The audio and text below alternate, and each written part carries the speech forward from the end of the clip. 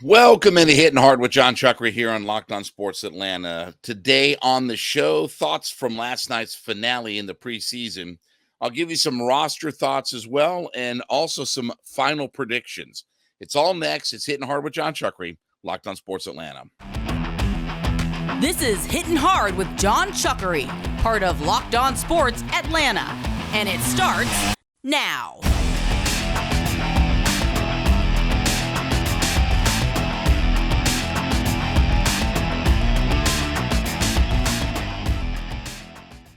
Today's episode is brought to you by Bird Dogs. Go to birddogs.com/lockedon. Enter promo code LOCKEDON for a free white tech hat with any purchase. You don't want to take your Bird Dogs off, we promise. Hittin Hard is part of the Locked On Podcast Network, your team every day. We ask you to subscribe or follow for free on YouTube or wherever you listen to your podcasts. Get the latest episodes of Hittin Hard as soon as they become available. Also, check us out on the Sirius XM app and give me a follow on my personal Twitter page at JMCH316. Well, it was a very anticlimactic finale in the preseason for the Atlanta Falcons. They got rolled 24-0. Now, for a definite part of this game, the beginning of the game, the Steelers were playing their ones, and we were playing our twos and threes. So there's no way to really evaluate. I mean, again, you had to hang on for dear life against this Steelers offense in the first team. And look, that's what it's supposed to be, right? If the Steelers first team can't move the football and score against second and third teamers, many of which will not even be on the roster of an NFL team, then you got problems if you're a Steelers fan. Because, again, if you're trying to compete in that division with the Browns and the Ravens and the Bengals, you're going to get lost in the shuffle and just completely be behind. But so I don't know how much I really took away from the game. Did I want to see some things like we talked about yesterday on the show? Yes. Did I see enough of those things, getting after the quarterback, that aggressiveness on defense? I don't think so. You know, I don't really think so. Now, again, the Falcons did come up with a couple of sacks in the game. Mike Jones made a nice play, but by and large, we did not get enough pressure on the Steelers quarterbacks, no matter who it was. I mean, again, certainly we weren't getting any pressure on Kenny Pickett with our third string guys, but Trubisky, Mason Rudolph, Tanner Morgan, we didn't create enough disruption on the defensive side. Didn't think we had, obviously we didn't really have any turnovers, to speak of. I mean, it wasn't really a situation where we had the interceptions. So I was a little bit disappointed in that just, I don't think that we got a sense of what we were in that first game against the Dolphins. And again, I'm not talking about our ones or their ones versus our threes and stuff. But certainly when you look, I just don't think that we did enough things to get pressure and have that intensity that we had previously. So, I don't know how much I really learned about everything in this game last night. I don't know how much that, I really took away from it. But, again, yeah, there were a couple of good things. I mean, the Falcons did, some things. I mean, some of the wide receivers played pretty well. DeMarco Hellams played pretty well, but it was a game where once the first quarter was over, you felt like kind of like this was what was going to happen. And offensively, again, we don't have guys that, besides our first team, that can really move the football. So I don't know that I really learned much of anything in this game. I don't really know that I felt like I, figured out anything more than what I had previously. This was a chance to really just kind of evaluate our roster and see who's going to be on the back end of the 53-man team. And other than that, I mean, again, was it a successful preseason? I felt like in some ways, I don't know that we regressed through the preseason, but certainly what I saw from the Falcons in preseason game number 1 against the Dolphins with our backups against their backups didn't kind of match that intensity. Now, I liked our first versus our first in Cincinnati with the Cincinnati Bengals in that game, but I didn't think our backups did enough. And again, you're going to have guys that are going to get hurt. So we can talk about, well, those are second and third string guys. Yeah, but those guys also play, though. Those guys also get on the field, and they're part of a rotation of defensive linemen or secondary guys like those guys. And again, look, we're seeing Jeff Okudah, being hurt. We don't know exactly when he's going to come back. It'll be interesting to see, again, if they put him on any kind of short-term IR. If they don't think he's going to be back till week 3 or 4, they might put him on a short-term IR. So you're going to have some of these guys that are going to play, and they are going to show out. But last night's game was just kind of a lost effort. I'm sure it was good for the coaches to put on tape to see, hey, what can some of these guys do that are at the bottom end of our roster? And again, we'll talk about Jalen Mayfield here in just a little bit because he was one of the guys that I wanted to see. But I think we did figure out a few guys that are going to or not going to make the roster at the end of the day. But it just was kind of this is kind of an effort where, okay, and look, I know part of this is what you want to do is just get through that game. We talked about this yesterday. Get through that game without getting anybody hurt. You don't want anybody to suffer any. That's why when Logan Whiteside, was hurt at the end of that game, you were thinking to yourself, "Oh my God," it was just these flashbacks of just nightmare scenarios where, the quarterback's getting hit on his elbow, and you're like, and Woodside, gets the shot on his elbow right at the end of the game, and you're like, we found a way to escape through all of this injury, and then all of a sudden we're getting our third team quarterback hurt, but thankfully nothing major. Obviously Woodside came back into the game at the end of it, but that was kind of one of those things where it's like, that's why you don't play some of these starters. That's why you don't play guys that are valuable to you, because the last thing you want is for this team to suffer any kind of injury again when we're not 3 deep at every position. And right now, again, when we line up week 1, it'll be interesting to see who's going to be ready to play, who's not going to be ready to play. Jeff Okudah, Mike Hughes, there are guys that, obviously we know Hennessy is not going to be available to us. So you're already starting with sort of your backups, although I know they want Bergeron to win that job, but sort of your backups are throwing guys in because of injury that have to start. So the Falcons, I guess, number one goal was they got through this game unscathed. Like everybody came out of it okay. Woodside, even he came out of it okay. Arthur said, look, if he wasn't healthy enough, I wouldn't have even put him back, in the game. So everybody came out healthy, but did I really learn much of anything? No, I don't think I really learned much of anything. I probably learned more about who's not going to be around than who's actually going to be around. So again, it's all going to be this one big dump of players when Tuesday comes along. I think Tuesday at 4:00 or whatever. Tuesday at 4:00, it'll be this final big dump of players. There'll be 1,000 guys that'll be, available to be picked up. And the Falcons have, by the way, the number 8 pick in the waiver wire. So that's a good thing. But again, don't think that I really learned a lot from last night's game. I just don't think that I really got much out of that, maybe other than who doesn't need to be on the roster at this point, or maybe a couple of bottom tier guys that need to be. All right, this episode is brought to you by Bird Dogs. And listen, Bird Dogs is the best pair of shorts that you're ever going to wear. Look, they do the same thing as Lululemon, but they fit way better than just regular shorts because they got that tapering that's stretch khakis that are fitting slimmer through your thighs and legs and give you that sculpted look.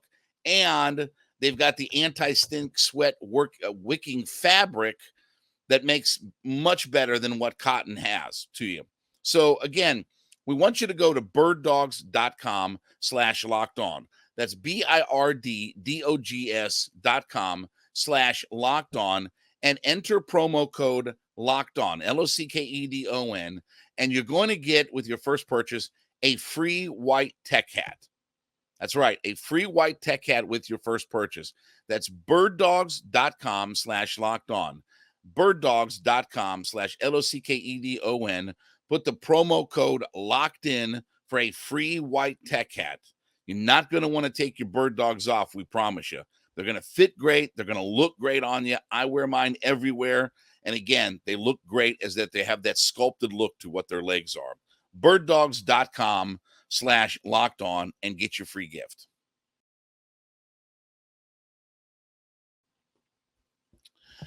So just some thoughts about the roster in general as we get ready for cut day, obviously. And again, like we said, it's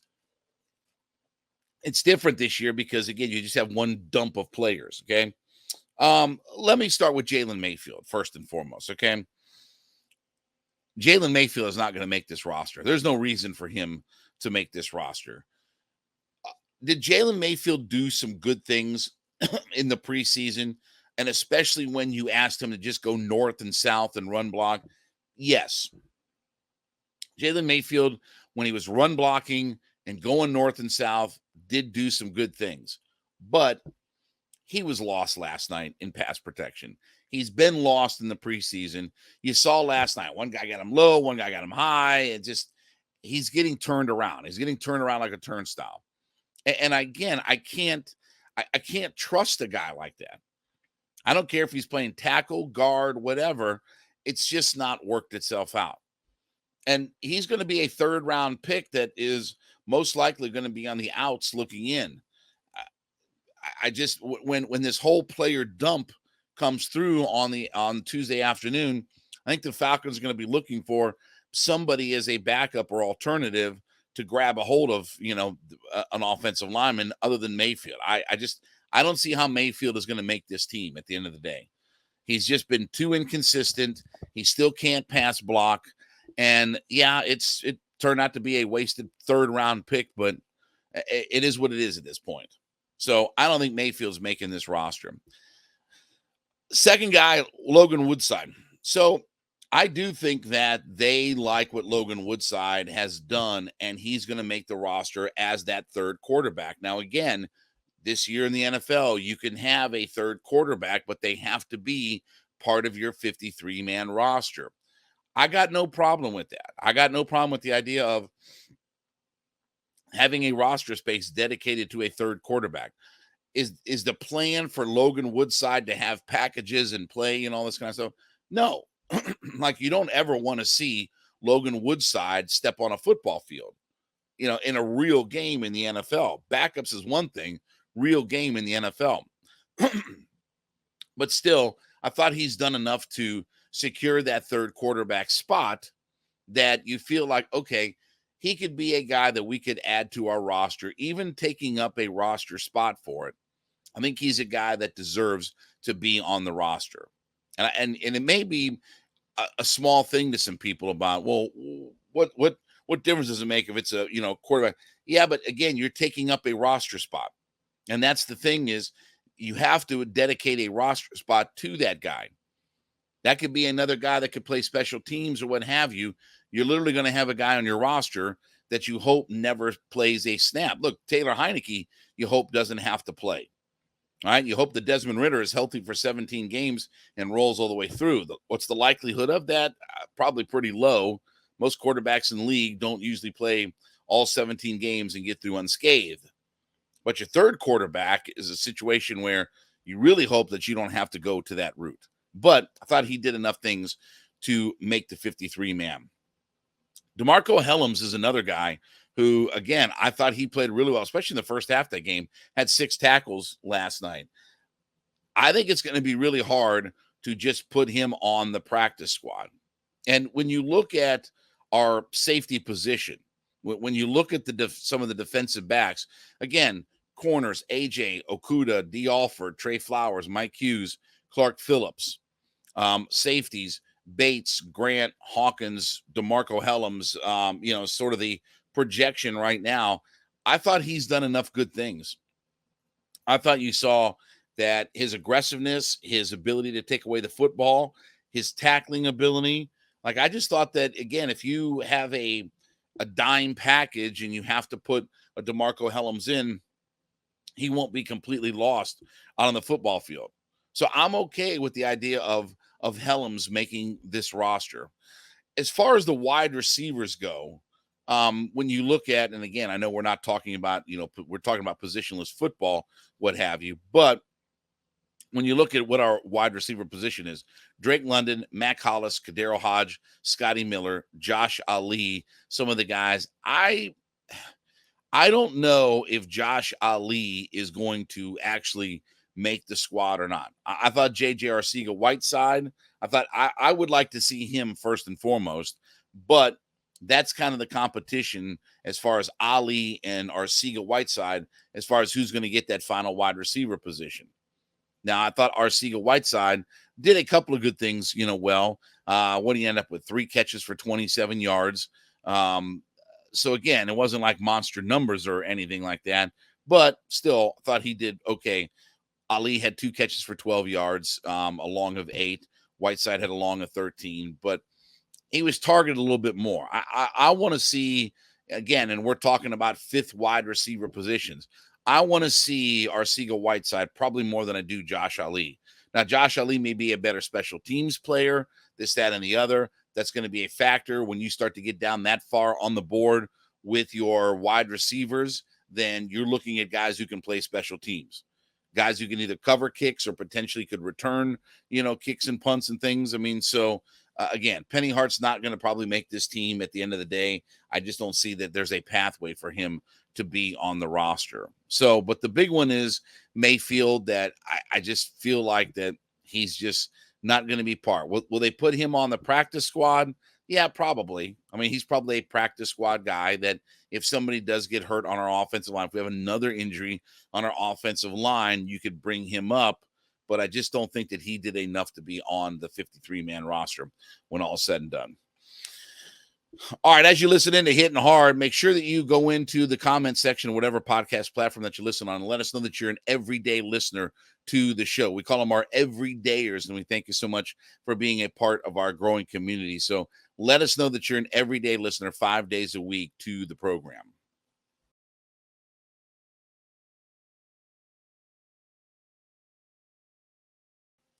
So just some final predictions, thoughts, and stuff like that. As we wrap up preseason and now we get ready for regular season, we get ready for cuts and stuff like that. And again, the only people going to be cut are guys who are at the bottom end of our roster at this point.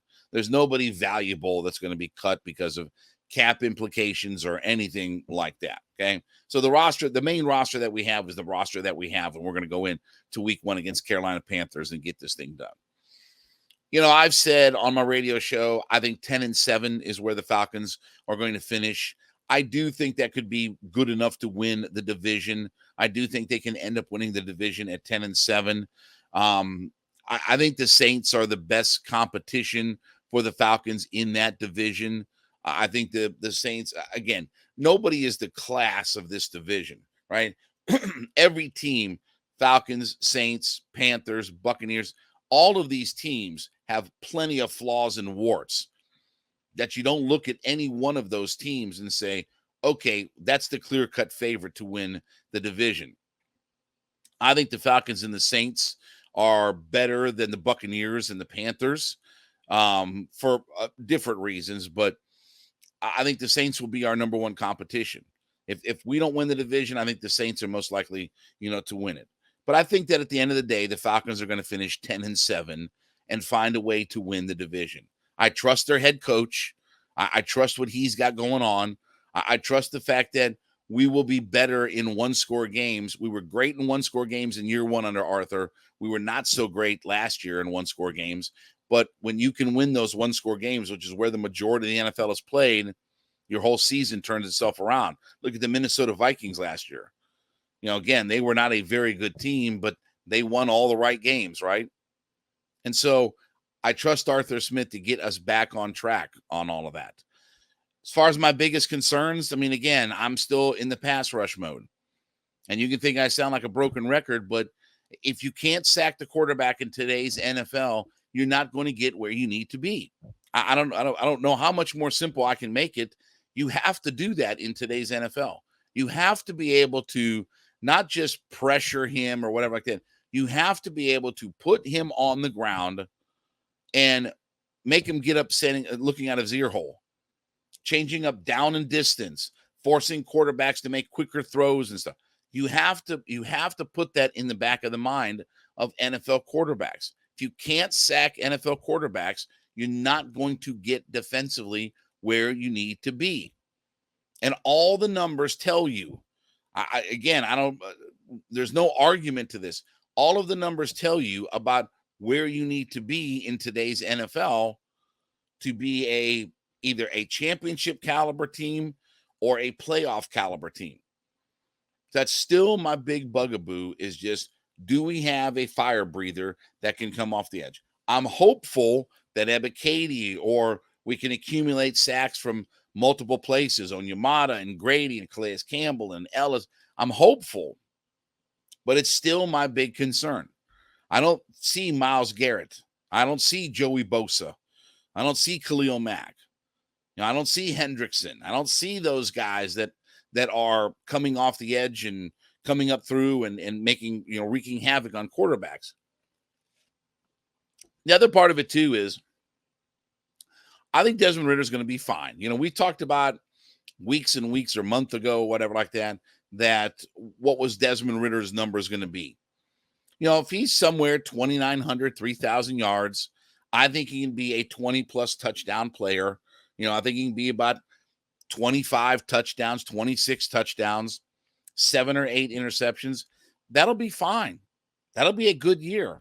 Do I think Desmond Ritter is a 35 touchdown guy, 4,000-yard guy? No. I mean, if we're getting into those numbers, he's the MVP of the league, like I said. I mean, he's going to be, as far as in the discussion for MVP of the league.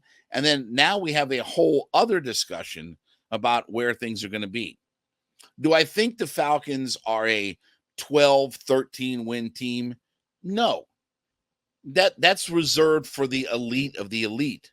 That's reserved for the Philadelphias and the Buffaloes and the Cincinnati Bengals and the Kansas City Chiefs of the world. Like, that's reserved for those teams. You start talking about 12-5, 13-4. Forget 14-3. Start talking about 12-5, 13-4. That's for the high-end teams. Do I think that we're a high-end team? No, I don't think we're quite there just yet. But I think 10-7 is a respectable number. And if we get to double-digit wins, I think we're in the playoffs. I think win, lose, or draw in the NFC, if we get to 10 wins, even if we don't win the division, I still think that we're going to end up being a playoff team. So I don't think they're going to ask Ritter to do very much. I think they're going to ask him to do some things. I do think that, and especially, look, talked to Steve Weish about this the other night on my radio show. Offensively, you have to get it done in the red zone. And that's the big thing that I'm looking at. This is why I talk about Kyle Pitts being Travis Kelce and what have you. I'm not saying that he's got to wear 87 and be the same guy. What I'm telling you is he has to have the same 30,000-foot view. He has to have the same influence on games that Travis Kelce has. Right now, he's not done that. And I don't care if it's quarterbacks or whatever, okay? You better figure it out, because you got the number 4 overall pick, and he has to be a big influence in what we do. More than Drake London, more than Bijan Robinson, more than anybody. He has to be that breakout player. He's literally your highest drafted player on your roster. So, again, I want to see this team be really good and dynamic in the red zone. 67%. There are certain numbers that I'm going to look at. First number I'm going to look at, 38. Are we a 38 sack team? 70% of playoff teams since 2016 have had 38 or more sacks. 70%. That's where the vast majority of teams live, is being 38 or more sacks. That's one. Two is 67% red zone efficiency. Do we score touchdowns on 2 out of every 3 possessions that we have in the red zone? If so, then that makes us elite. And we'll be a really good football team if we're a dominant red zone team that we feel like we get down there, we are going to score touchdowns. That's the 2 numbers, first and foremost, that I'm looking at. 38, 66%. If we can be that, accumulate 38 or more sacks, 67% red zone touchdown efficiency, then I'll feel much better about where we're at. And I think that this season is going to stay on track. So I'll say 10-7 at the end of the day, and Falcons win the division, find themselves in the playoffs for the first time since 2017. I think Ritter plays fine. I think Pitts has a big year. And again, we start to accumulate some sacks and get this team turned around. At least be in the mid-30s, if not high 30s, low 40s. All right, thank you so much for making Hittin' Hard your first listen. Be sure to go into whatever podcast platform that you listen on and let us know that you're an everyday listener to this show. We do thank you so much for being a part of our growing community, and check us out every day, 5 days a week here. We ask you to subscribe or follow for free on YouTube or wherever you listen to your podcast. Get the latest episodes of Hittin' Hard as soon as they become available. Check us out on the Sirius XM app as well, and give me a follow on my personal Twitter page at JMCH316. We'll be back with you on Monday. This has been Hittin' Hard with Jon Chuckery, Locked On Sports Atlanta.